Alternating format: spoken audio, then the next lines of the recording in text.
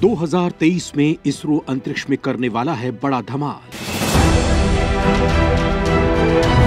भारत का moon mission करके दिखाएगा बड़ा कमाल। जहां अभी तक नहीं पहुंच सके हैं अमेरिका और चीन,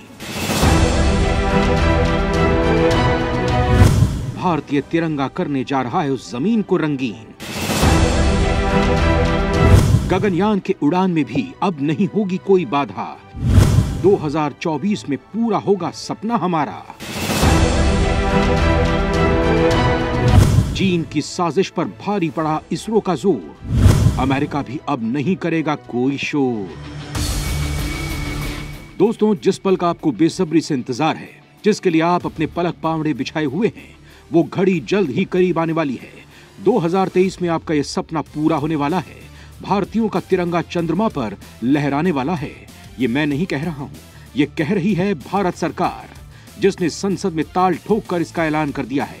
हमारे दोस्तों के साथ दुश्मनों को भी ये बता दिया है कि अब भारत का मिशन चंद्रयान अपनी आखिरी दहलीज पर पहुंच गया है और आने वाले साल में इसकी उड़ान का सपना साकार होगा। भारत के इस उड़ान को लेकर जोर शोर से तैयारियां चल रही हैं।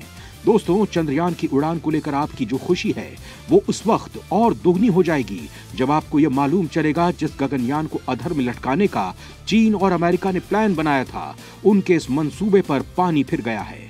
अब 2024 में इसकी उड़ान तय कर दी गई है और वैज्ञानिकों को इस मिशन को जल्द से जल्द पूरा करने का निर्देश भी दे दिया गया है। दोस्तों, यहां आपको बता दूं कि भारत के ऐसे मिशन की जानकारी हासिल करने के लिए ही चीन ने अपने जासूसी जहाजों को भारतीय समुद्र सीमा के निकट तैनात कर दिया है, जिससे भारत की हर नई तकनीक पर वो नजर रख सके, उसे या तो फेल कर सके या उसकी जानकारी हासिल कर अपने यहां कुछ नया बना सके। लेकिन दोस्तों, भारत ने भी चीन को समझा दिया है कि वो अगर डाल डाल है तो भारत भी पात पात है, लिहाजा उसके हर हथकंडे का जवाब उसके पास है। भारत की इस चौतरफा मार से चीन भी हैरान है। उसे समझ ही नहीं आ रहा है कि आखिर कैसे भारत के इन बढ़ते हुए कदमों को रोका जा सके। इधर लद्दाख सीमा पर भी चीन की साजिशों को देखते हुए वहां संचार माध्यमों को और चुस्त दुरुस्त करने का काम किया जा रहा है।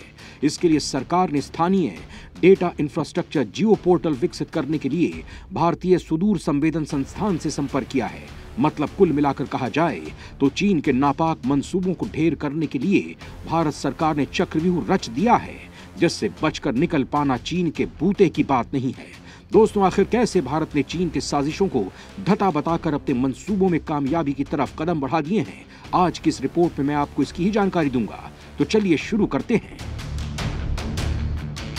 दोस्तों, इसरो ने किस तरह चीन के नापाक मंसूबों को ढेर कर दिया है, वो किस तरह चंद्रयान के साथ साथ गगनयान की तैयारी कर रहा है, ये आपको बताऊंगा। लेकिन उससे पहले बता देता हूं कि इसरो के कदम यहीं तक नहीं थमे हैं।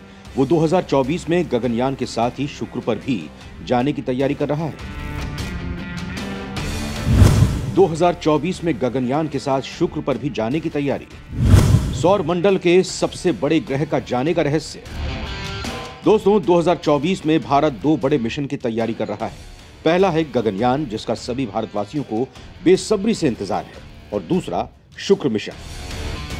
दोस्तों, जहां तक गगनयान की बात है तो इसे अब 2023 के बजाय 2024 में लॉन्च किया जाएगा। इसरो प्रमुख का कहना है कि गगनयान अभियान की तैयारी धीमी और स्थिर गति से चल रही है, लिहाजा इसमें और समय लग सकता है। गगनयान की पहली गैर चालक दल वाली उड़ान 2 एबॉर्ट मिशन के बाद ये प्रदर्शित करने के लिए होगी कि अंतरिक्ष एजेंसी के पास किसी भी घटना की स्थिति में चालक दल को बचाने की क्षमता है। दोस्तों, इसरो प्रमुख भले ही कुछ कहे, लेकिन जानकारी ये आ रही है कि चीन की करतूतों के चलते इस उड़ान को रोका गया है। दोस्तों, दरअसल चीन भारत की इस गगनयान की जानकारी हासिल करना चाह रहा है, इसीलिए उसने अपने जासूसी जहाजों को हिंद महासागर और प्रशांत महासागर में उतार दिया है, जिससे कि भारत के परीक्षण की टोह ले सके। चीन की इसी नापाक सोच को देखते हुए भारत ने फिलहाल इसकी उड़ान को रोक दिया है और इसे अब 2024 में लॉन्च करने की बात कह रहा है। संसद में जितेंद्र सिंह ने इसका बाकायदा ऐलान भी कर दिया है। केंद्रीय अंतरिक्ष राज्य मंत्री डॉक्टर जितेंद्र सिंह ने बताया कि भारत के प्रमुख अंतरिक्ष कार्यक्रमों में मानव अंतरिक्ष उड़ान केंद्र है। इसके तहत 2024 में अंतरिक्ष में भारत अपनी पहली चालक दल की उड़ान भेजने की योजना बना रहा है। दोस्तों, यहां आपको बता दूं कि इसरो ने गगनयान की उड़ान की तैयारी पूरी कर ली थी। अगले साल 2023 फरवरी से भारत के पहले मानव अंतरिक्ष उड़ान मिशन के लिए परीक्षण उड़ानों की एक श्रृंखला शुरू करने की तैयारी कर रहा था। इसरो के मानव अंतरिक्ष उड़ान केंद्र निदेशक आर उमा महेश्वरन ने बाकायदा इसकी जानकारी भी दी थी और गगनयान के उड़ान की तैयारियों को लेकर कुछ साझा भी किया था। उन्होंने कहा था कि अंतरिक्ष एजेंसी ने चालक दल के मॉड्यूल के परीक्षण के लिए चिनूक हेलीकॉप्टर और C-17 ग्लोब मास्टर परिवहन विमान को तैनात करने की भी योजना बनाई है, जो गगनयान मानव अंतरिक्ष उड़ान मिशन के हिस्से के रूप में अंतरिक्ष यात्रियों को 3 दिनों के लिए कक्षा में ले जाएगा। भारतीय अंतरिक्ष कांग्रेस को संबोधित करते हुए उन्होंने कहा था कि इसरो के वैज्ञानिकों ने पर्यावरण नियंत्रण प्रणाली के डिजाइन को पूरा कर लिया है, जो अंतरिक्ष यात्रियों के लिए क्रू सर्विस मॉड्यूल में रहने की स्थिति सुनिश्चित करेगा जब वो पृथ्वी की परिक्रमा कर रहे होंगे। लेकिन भारत की यह कामयाबी चीन से देखी नहीं जा रही थी, जैसा कि उसकी फितरत है, लिहाजा उसने भारत के इस मिशन की टोह लेने की साजिश रची, जिसकी भनक भारत को लग गई, जिसके बाद इसकी उड़ान को फिलहाल रोकने का फैसला किया गया। दोस्तों बता दूं कि प्रधानमंत्री नरेंद्र मोदी ने 2018 में अपने स्वतंत्रता दिवस के संबोधन में 2022 में इसे प्राप्त करने के लिए एक अस्थायी लक्ष्य के साथ गगनयान मिशन की घोषणा की थी।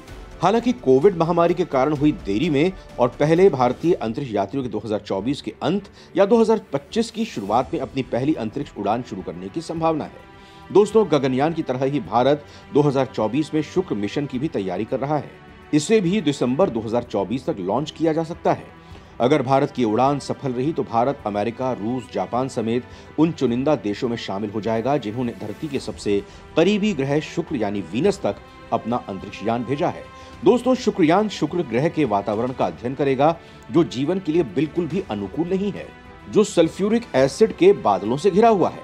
भारत के शुक्रयान मिशन के बारे में डिटेल से पहले आपको बता देता हूं कि आखिर वीनस यानी शुक्र ग्रह क्यों इतना महत्वपूर्ण है, जो तमाम देश उसका अध्ययन कर रहे हैं। क्यों महत्वपूर्ण है शुक्र ग्रह? दोस्तों शुक्र ग्रह धरती का सबसे नजदीकी ग्रह है। उसे सोलर सिस्टम का पहला ग्रह माना जाता है। जहां जीवन था, कभी वो बिल्कुल धरती की ही तरह था। आकार में भी वो पृथ्वी जैसा है। धरती की तरह वहां भी महासागर था, वहां की जलवायु भी धरती की तरह थी। लेकिन अब शुक्र ग्रह जीवन के लायक नहीं है। वहां सतह का तापमान 900 डिग्री फ़ारेनहाइट यानी 475 डिग्री सेल्सियस है। ये तापमान इतना ज्यादा है कि शीशे तक को पिघला सकता है। वीनस का वातावरण बहुत जहरीला है, वो कार्बन डाइऑक्साइड से भरा पड़ा है। शुक्र ग्रह सल्फ्यूरिक एसिड के पीले बादलों से घिरा हुआ है। शुक्र के वातावरण का घनत्व पृथ्वी के मुकाबले 50 गुना ज्यादा है। ये सोलर सिस्टम का सबसे गर्म ग्रह है। कभी सोलर सिस्टम का पहला जीवन वाला ग्रह रहा शुक्र आज नरक की तरह क्यों है? ये क्यों और कैसे हुआ? कहीं धरती की भी वही स्थिति तो नहीं हो जाएगी? दुनिया भर के वैज्ञानिक इन्हीं सवालों का जवाब तलाशने की कोशिश कर रहे हैं। वीनस के अध्ययन से धरती पर भी जीवन के संभावित विनाश को टाला जा सकता है। दोस्तों इसरो चेयरमैन एस सोमनाथ ने कहा कि वीनस मिशन पर कई सालों से काम चल रहा था और अब स्पेस एजेंसी शुक्र तक ऑर्बिटर भेजने के लिए तैयार है। उन्होंने कहा कि प्रोजेक्ट रिपोर्ट बन चुकी है, सारे प्लान तैयार हैं, लागत की तैयारी हो चुकी है और भारत के लिए एक शुक्र की कक्षा में मिशन भेजना बहुत कम समय में मुमकिन है, क्योंकि हमारे पास आज ये क्षमता है। भारत के वीनस मिशन को औपचारिक तौर पर शुक्रयान मिशन नाम नहीं दिया गया है, लेकिन जिस तरह मून मिशन को चंद्रयान, मार्स मिशन को मंगलयान नाम दिया गया, उसी तरह इसरो के वीनस मिशन को शुक्रयान नाम दिया जा सकता है। दोस्तों भारत दिसंबर 2024 तक शुक्र मिशन को लॉन्च करना चाहता है। इसकी वजह यह है कि उस वक्त पृथ्वी और शुक्र ग्रह की स्थिति ऐसी रहेगी कि किसी स्पेसक्राफ्ट को वीनस तक पहुंचने में कम से कम ईंधन लगे। अगर दिसंबर 2024 में लॉन्चिंग नहीं हो पाती है तो फिर उसके 7 साल बाद यानी 2031 में उस तरह की अनुकूल खगोलीय स्थिति बन पाएगी। हालांकि इसरो ने अभी आधिकारिक तौर पर वीनस मिशन के लिए कोई टाइमलाइन जारी नहीं की है। दोस्तों बता दूं कि सबसे पहले फरवरी 1961 में रूस ने शुक्र के लिए टी स्पुतनिक मिशन को लॉन्च किया था, लेकिन वो नाकाम हो गया। अमेरिका ने भी जुलाई 1962 को मैरिनर 1 के जरिए पहली बार फ्लाई बाय वीनस मिशन को लॉन्च किया, लेकिन नाकाम रहा। उसी साल अगस्त 1962 में अमेरिका वीनस मिशन में आखिरकार कामयाब हुआ। उसका मैरिनर 2 मिशन कामयाब रहा। उसके 5 साल बाद रूस को पहली बार वेनेरा 4 के जरिए वीनस मिशन में कामयाबी मिली। 2005 में यूरोपीय स्पेस एजेंसी का वीनस एक्सप्रेस मिशन भी कामयाब हुआ। 2010 में सफल वीनस मिशन वाले चुनिंदा देशों के क्लब में जापान भी शामिल हो गया, जब उसका मिशन अकात्सुकी कामयाब हुआ। यह मिशन अब भी काम कर रहा है। पिछले 30 सालों में सिर्फ 3 स्पेसक्राफ्ट ही वीनस की कक्षा में स्थापित हो पाए हैं। दोस्तों इन 2 मिशंस के अलावा अगले साल यानी 2023 में भारत अपना वो सपना पूरा करने जा रहा है जो सफलता से बस एक कदम ही दूर रह गया था। जी हाँ दोस्तों, सही समझ रहे हैं आप, हम बात कर रहे हैं इसरो के मिशन चंद्रयान की। जिसके लॉन्चिंग की घड़ी धीरे धीरे नजदीक आती जा रही है। भारत का मिशन मून 3 पूरी तरह है तैयार। 2023 में चंद्रमा पर भारत लहराएगा तिरंगा। दोस्तों, भारतीय स्पेस एजेंसी इसरो जल्द ही एक नया कीर्तिमान रचने की तैयारी कर रहा है। चंद्रयान 1 और चंद्रयान 2 के बाद अब चंद्रयान के लिए तीसरा उपग्रह मिशन चंद्रयान 3 अगले साल लॉन्च किया जाएगा।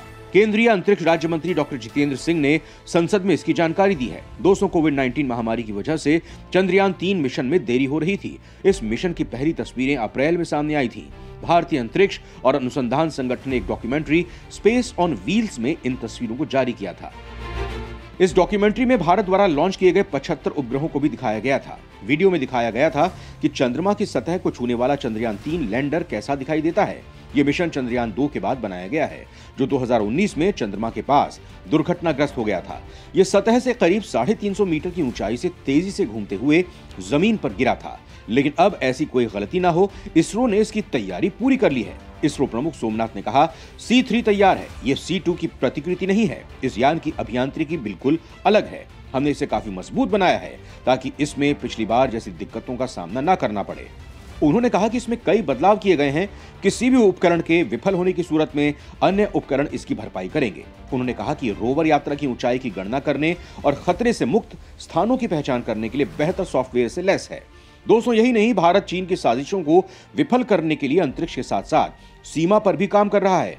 इसी के तहत अब लद्दाख में जियो पोर्टल विकसित करने की तैयारी चल रही है। केंद्रीय विज्ञान और प्रौद्योगिकी राज्य मंत्री जितेंद्र सिंह ने कहा कि लद्दाख सरकार के लिए स्थानीय डेटा इंफ्रास्ट्रक्चर जियो पोर्टल जियो लद्दाख विकसित करने के लिए भारतीय सुदूर संवेदन संस्थान से संपर्क किया गया है। लोकसभा में एक प्रश्न के लिखित जवाब में उन्होंने कहा कि इस परियोजना में रिमोट सेंसिंग, भूस्थानिक तकनीकों और डेटाबेस के लिए भू पोर्टल के विकास का उपयोग करके स्थानिक डेटाबेस निर्माण किया जाएगा।